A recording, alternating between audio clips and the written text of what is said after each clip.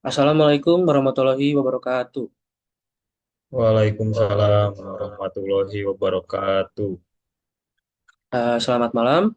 Terima kasih kepada Bapak Edi selaku dosen pengampu mata kuliah kepemimpinan. Eh, dan terima kasih juga kepada teman-teman aku yang sudah hadir di sini. Selanjutnya, izinkan memperkenalkan diri. Nama saya Maplin Stafadila dengan NIM 235009121. Di sini saya akan mempresentasikan kepemimpinan yang efektif, integrasi teori, model, dan perilaku kepemimpinan partisipatif dalam meningkatkan kinerja tim pada kartun Kapten Tsubasa. Izinkan saya untuk menyebutkan anggota anggota saya. Yang pertama ada Najila Nuraini dengan NIM 23500912204, lalu Alwan Erlangga dengan NIM 23500912209, dilanjut dengan Arif Ramdhani dengan NIM 23500912213. Dan yang terakhir ada Maria Dwi Jayanti dengan NIM 23500912214.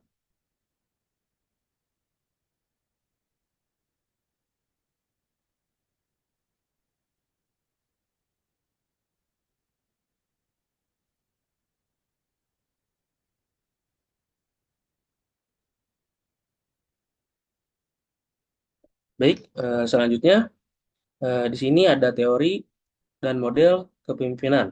Yang pertama itu ada teori kepemimpinan transformasi dalam Kapten Tsubasa pada episode 10, yang dimana teori kepemimpinan ini yang transformasional eh, bisa disebut dengan menekankan pada kemampuan seseorang pemimpin untuk menginspirasi, memotivasi, dan mengubah anggotanya agar berkembang lebih baik. Atau bisa disebut dalam komik Kapten Tsubasa adalah contoh pemimpin yang transformasional yang berfokus pada pengembangan diri dan potensi rekan-rekannya. Tsubasa tidak hanya berfokus pada kemenangan, tetapi juga menginspirasi teman-temannya untuk berusaha lebih keras dalam mencapai tujuan. Selanjutnya akan dijelaskan oleh rekan saya, Arif Ramdhani. Baik, selanjutnya ada teori kepemimpinan situasional. Dengan contohnya yaitu ketika tim Tsubasa menghadapi lawan yang lebih kuat, Tsubasa dapat menyelesaikan strategi dengan mengubah taktik permainan. Di sisi lain juga, ketika tim Tsubasa menghadapi pemain muda seperti Jito atau pemain pemula lainnya, dia bersikap lebih sabar dan memberi arahan yang lebih banyak, sambil memberi ruang bagi mereka untuk lebih berkembang. Lalu selanjutnya ada model kepemimpinan delegatif, yaitu dengan contohnya Tsubasa memberikan kesempatan kepada pemain lain untuk memimpin dalam situasi tertentu. Contohnya ada ketika dia mempercayakan tugas sebagai penyerang atau penyelamat tim kepada pemain seperti Kojiro Yuga untuk menembak ke gawang dengan keras, atau kepada Misaki untuk mengkoordinasi serangan. Tsubasa memahami bahwa setiap pemain memiliki keahlian khusus dan memberikan kebebasan dan bagi memberikan kebebasan bagi mereka untuk menggunakan keterampilan terbaik mereka. Selanjutnya akan dilanjutkan oleh rekan saya.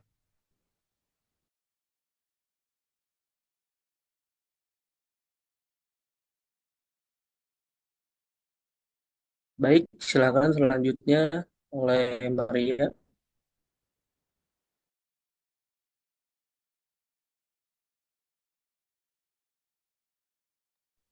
Selanjutnya di sini saya akan membahas tentang perilaku kepemimpinan yang efektif, yaitu di komik Subatsa di episode 48.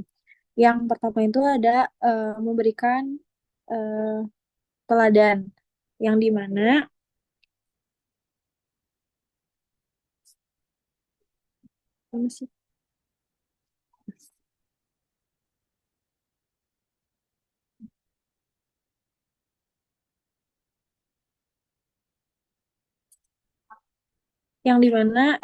di komik Subatsa ini menunjukkan bahwa perilaku yang selalu ia usahakan itu selalu apa ya, keras dan bertanggung jawab, dan juga dia menunjukkan sikap komitmen yang tinggi terhadap timnya.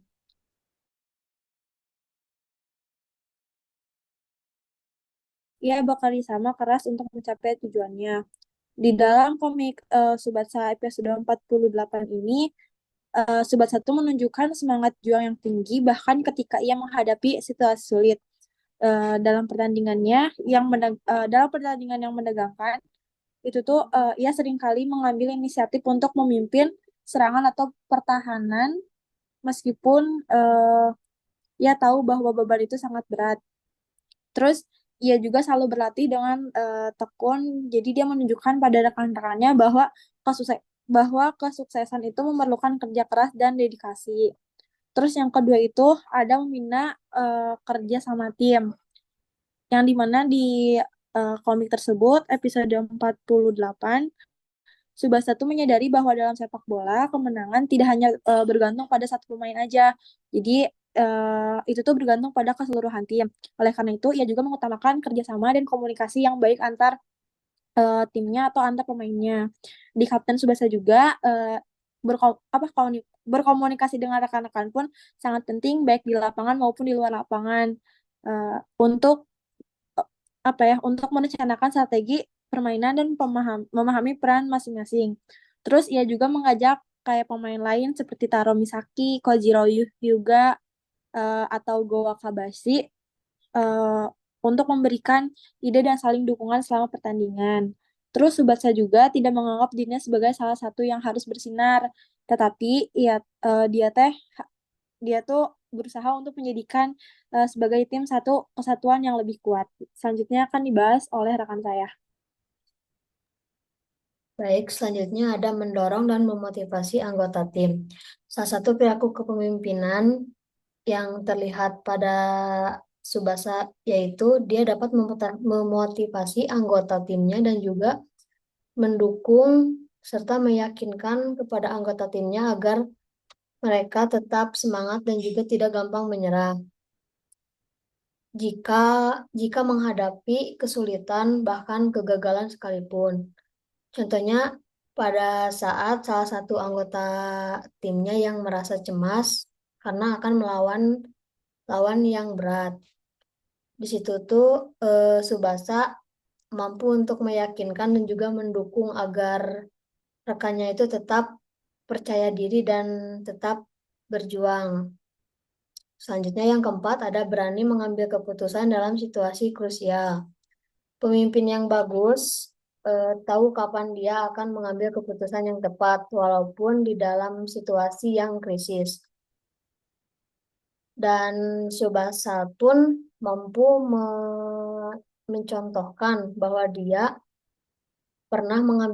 bahwa dia sering mengambil keputusan pada saat situasi yang genting sekalipun dan dapat menginstruksikan rekan-rekan yang lainnya. Selanjutnya akan dilanjutkan oleh rekan saya.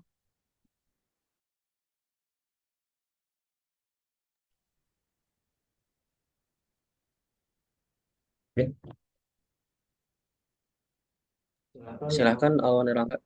Di sini saya akan menjelaskan kepemimpinan yang partisipasif, delegasi, dan pemberdayaan.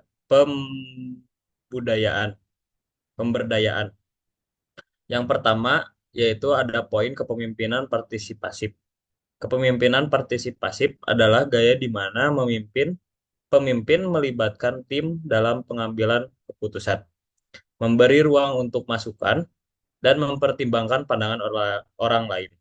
Di dalam Kapten Tsubasa Ozora sering menunjukkan gaya ini sebagai kapten tim, di mana tidak hanya fokus pada kemampuan pribadinya, tetapi mendengarkan pendapat rekan-rekannya seperti Misaki Wakabayashi dan Tachibana.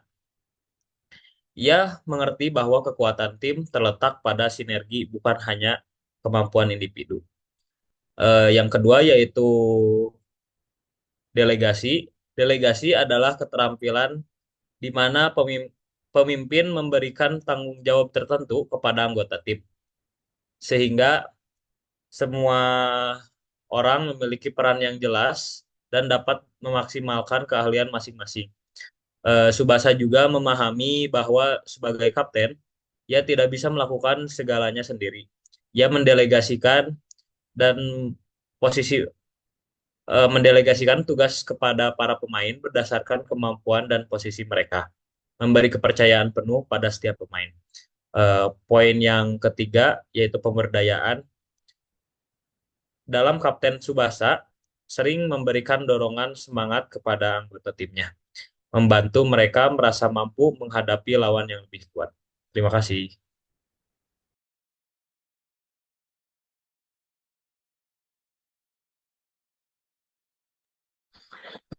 Baik, selanjutnya kesimpulan akan dibacakan oleh Ahmad Erlangga.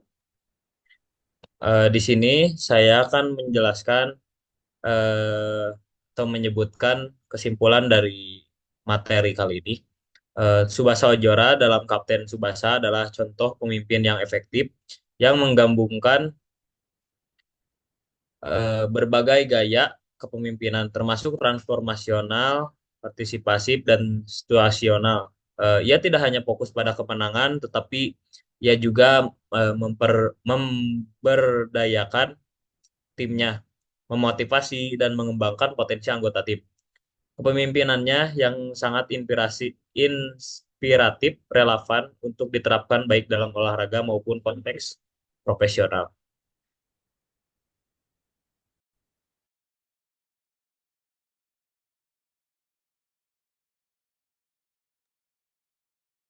Baik, terima kasih kepada Bapak Edi selaku dosen pengampu mata kuliah kepemimpinan. Mohon maaf bila ada kesalahan atau bila ada kata yang kurang sempurna, karena kesempurnaan itu hanya milik Allah. Wassalamualaikum warahmatullahi wabarakatuh.